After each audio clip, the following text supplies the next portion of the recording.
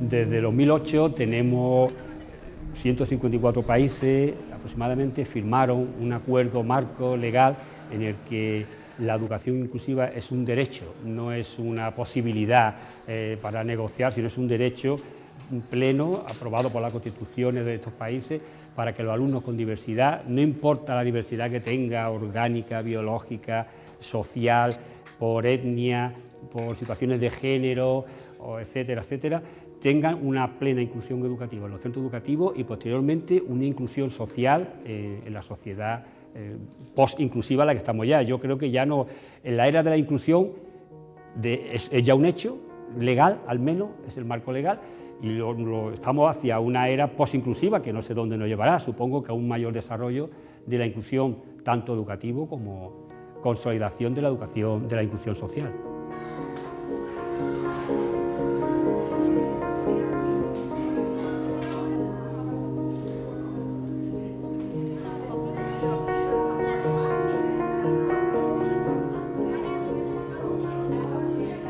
La educación inclusiva ha tenido un largo recorrido, yo le llamo turbulento y zigzagueante, y para mí comienza con el descubrimiento de Benjamina, en la Sierra de Atapuerca, en Burgos, que es el cadáver de una niña de unos 10 años que tenía una enfermedad que se llama hoy craneosinectosis, que es que no está encerrada bien la fontanera del cráneo, y la tribu tuvo que cuidarla para que pudiera sobrevivir. Aún hoy esa enfermedad es grave si no se atiende médicamente de los primeros meses.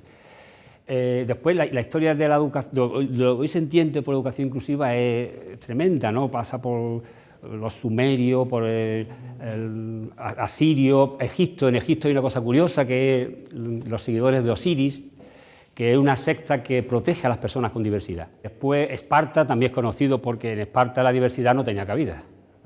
Ha trascendido en la historia que lo arrojaban por el monte Taigeto, en realidad lo tiraban contra el suelo cuando se enteraban que había un recién nacido con algún tipo de problema. Hay otra etapa que es para mí la más terrible de la historia de la inclusión, que es aproximadamente el siglo XV, XVI, que es una época en la que se encierra a todas las personas con problemas. Se crean grandes instituciones donde estas personas son tratadas de una forma sádica, cruel, y la tasa de mortalidad era altísima. Llegamos ya al siglo XX, donde existe una época de que hay una segregación, hay una integración segregada, digamos. Por ejemplo, las personas sordas están con sordas, los ciegos están con los ciegos, las personas con diversidad motórica están con motóricos, etcétera, etcétera. Y llegamos a la era de la integración, por resumir, de estos 400.000 años, en la que en España concretamente empieza en marzo del 85, donde los niños tienen programas específicos, los niños con diversidad, en diversos colegios, y después se crea, llegando a lo que se llama inclusión realmente educativa y social, empieza la primera conferencia en Tailandia, después muy importante la conferencia de Salamanca en el 95, y en 2008 ya se establece 154 países, firman un acta en el que la educación inclusiva es un derecho, es una ley general, por eso yo digo a veces que no existe la opción de la no inclusión, porque es una ley general que han firmado ante la ONU 154 países. Otra cosa que se lleva a cabo bien, eso es diferente. Las leyes se aprueban, tampoco te puedes pasar un semáforo en rojo y te lo pasas. Has infringido la ley, pero te lo estás pasando, ¿no? Y aquí igual la ley de inclusión es un marco general de referencia donde ya las personas en su desarrollo práctico hacen lo que pueden, los profesionales, unas veces con mayor competencia y otras veces con menor competencia.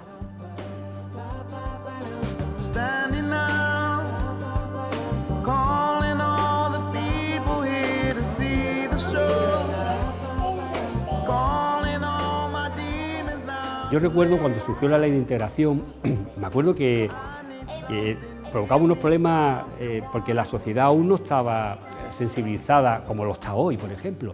Recuerdo que en algunos colegios había enfrentamientos en los propios docentes y entre los padres también. Yo recuerdo haber vivido, pues pensaban que por ejemplo, que la parálisis cerebral era contagiosa, o el autismo, o la espina bífida. Esto ya es impensable hoy. Hoy la sociedad y todos los colectivos profesionales tienen una mayor sensibilidad y una mayor comprensión. La familia de entrada se encuentra en el primero el diagnóstico. Suele ocurrir que hay una especie de shock.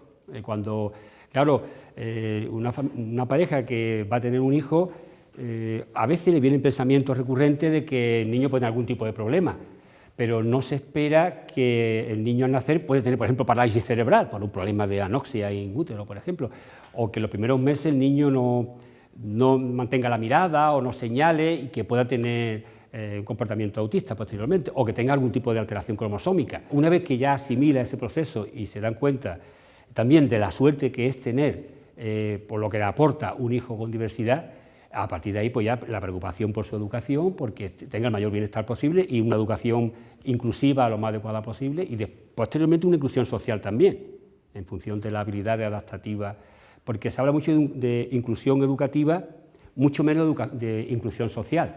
Terminan la etapa de primaria, secundaria, etcétera, y después ¿qué es lo que hacen? La sociedad también solo trabaja el 3% de personas con diversidad. Entonces, se propicia la educación inclusiva, más o menos, ahí hemos avanzado bastante, pero la inclusión social mucho menos todavía. Para mí hay dos tipos de héroes en la educación, en este contexto que estamos hablando. Uno son los padres de los niños con diversidad, que son los que saben más de la educación de su hijo, y otros son los maestros y maestras que trabajan en el día a día en lo que yo llamo las trincheras de la educación inclusiva. Entonces estos dos son dos colectivos heroicos que dejan la piel en la intervención educativa. Para los docentes en ocasiones es un reto el hecho de afrontar la diversidad, pero yo creo que en líneas generales hace un enorme esfuerzo, muchas veces voluntarista, para estar a la altura de estos retos, porque a veces no tiene la suficiente información para un niño un niño que tiene de repente, no sé, un brote psicótico, por ejemplo, en el aula, o que tiene un tipo de autismo con bastante afectación, o una persona sordociega, etcétera.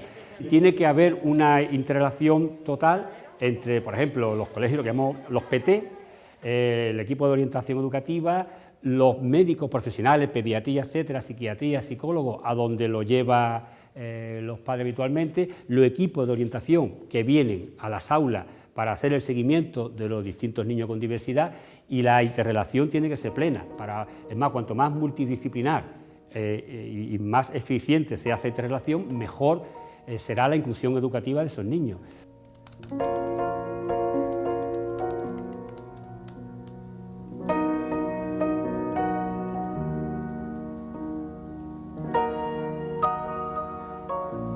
Yo en el futuro lo que pienso que se debe potenciar más es consolidar totalmente los procesos inclusivos en los centros educativos y consolidar lo que es la inclusión social en todas las administraciones públicas y la sociedad en general.